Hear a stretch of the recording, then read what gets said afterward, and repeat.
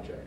And so those were important decisions that were made in the sense of materials, the efficiencies of chillers, free cooling, geothermal storage, peak shaving in the electrical systems, the inductance, what we were looking for energy efficiency, and the systems that were being deployed, most of it's heat load, how to reuse that heat load. You know, big factories, 50 megawatts of power, how do I reuse that heat, absorption chillers, etc.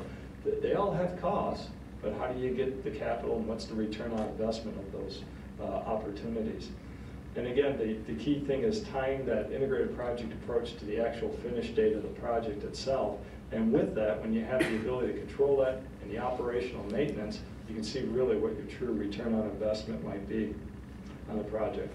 We use something called rapid prototyping in the projects itself, and it's taking key blocks, benchmarks, and so on, and building a project and doing the visual what if on the project, what it looks like with different shading, some of the materials Steve said, what will it look like looking out the windows today versus with that material, what some of the adjustments are, and how that material can be utilized, the payback of it.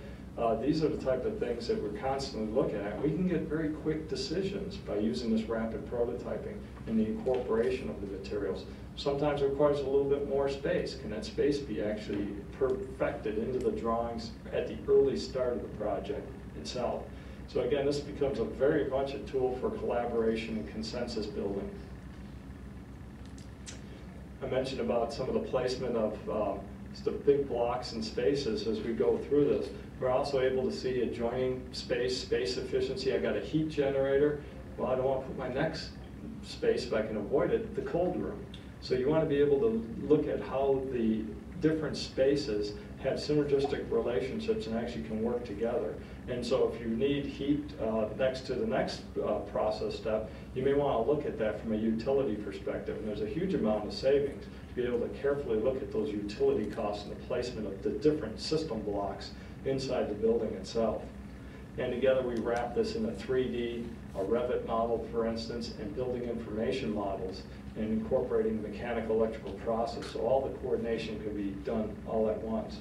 The other key thing too is the more you do this off-site, the more you can build actually in a very highly productive fab, which that means you try to achieve that lean goal of high productivity. We've actually had a couple of opportunities to deploy this on data center projects, and we were attempting to do free cooling in the data center itself by using the adiabatic expansion of the thermal cycle in the heat of enthalpy and trying to reduce the amount of chiller loads. And we wanted to see how far we could get away with that with ambient thermal conditions, because these projects use about 25 to 30% of their cost on HVAC. And so we were trying to target how to remove that. So we came up with a lot of cooling water systems, actually cooling water into the rack systems, some different changes in the blade and server designs, doing computational fluid dynamics of the actual airflows itself, where to deploy that immediate cold for the new systems. So there were some new innovative rack systems, air dispensing systems that were actually utilized to that point of use heating. And again, the heat capacitance of water is much greater than air. So we were able to take advantage of that. And I mentioned about blocking the talk. So CH2M Hill has about 25,000 employees. So we said, okay, we have an environmental management system. Let's go and look at what we internally, and everybody in this room can do this too, but this is what I call part of the blocking and tackling. How can I be more efficient on a day-to-day basis? So we looked at the opportunity, of course, outsource more electronic, less paper type products and saving there. But we've also done a lot of tele-networking, telecommuters being utilized in office space, which has allowed us to drop both our lease rates and the cost of underutilized occupancy in a lot of different offices. It also brings us closer to our clients. So we've been able to implement these programs, and our savings are about $5 million a year on just these type of items. So, thank you. Look forward to the questions.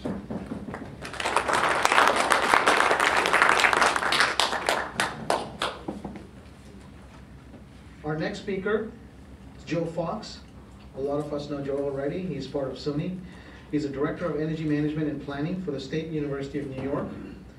Throughout his career, Joe has managed the following activities.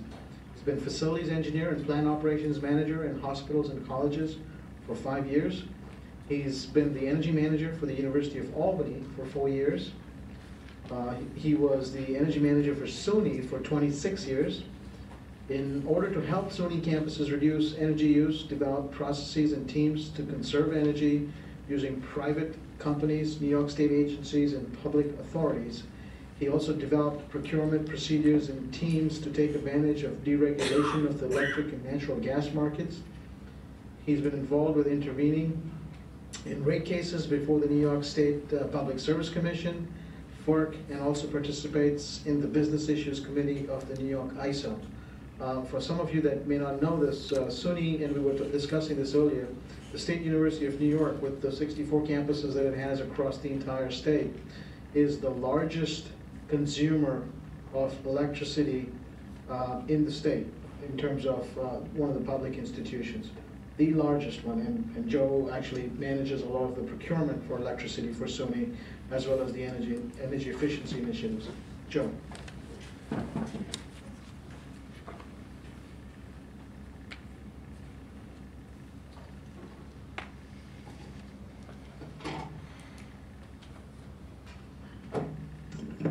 Thank you, Brittany. I'm glad to be able to talk to you today. It's the only time I get allowed in this building. And otherwise, they say, "Okay, wait a second, you can't see our electric bills. You can't, you know." But it's been the State University of New York has been involved in energy conservation since the oil embargo, which predates most of our faculty and certainly all of our students.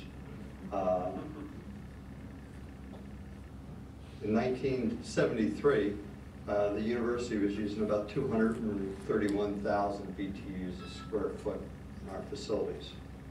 Last year, we used about 133,000 BTUs a square foot in our buildings. This was done by the campuses. Our process, and I'll get into that later, is that the campuses are where the money is and where the activities take place.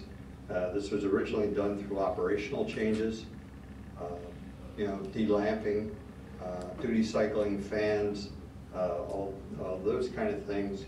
And then probably in the 1990s, late